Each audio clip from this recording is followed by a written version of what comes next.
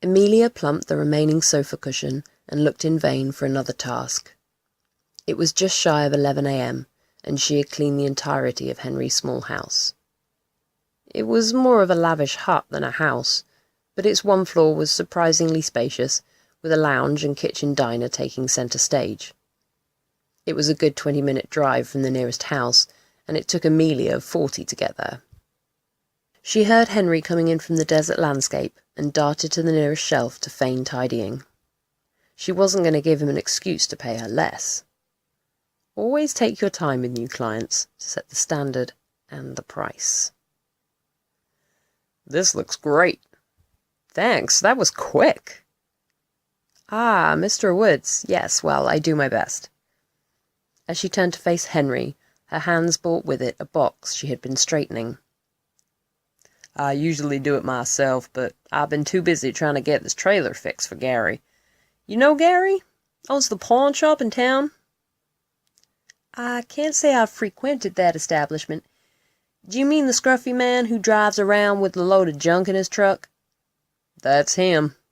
Well, his wife passed recently, so I've been helping him out with a few things, including this here trailer." Already bored of the conversation, Amelia looked down at the box she was holding and saw that they were tarot cards. "Oh, how sweet! Do you read?" Henry was slightly taken aback until he noticed the box. Well, not really. I do it from time to time, sometimes on a Sunday at the market."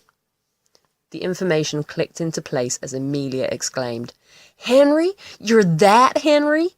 Rhonda raves about you. She swears that you cured her arthritis." "Well, that's not really what I—" "You must give me a reading." "Oh, it's not—" "You simply must. I'll knock half an hour off my fee, and the reading won't take that long, so you'll be up in the deal." Henry knew Rhonda all too well, and could see that Amelia would also not take no for an answer. Amelia knew the power of her bulldozer persuasion, and could see the relenting in Henry's eyes.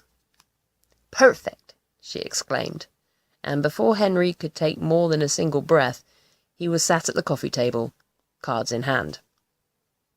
"I want to know everything. How rich I'm gonna be, how successful, and exactly how jealous my friends will be."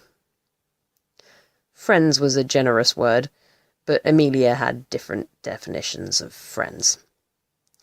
Henry found out the cards and asked Amelia to choose 6.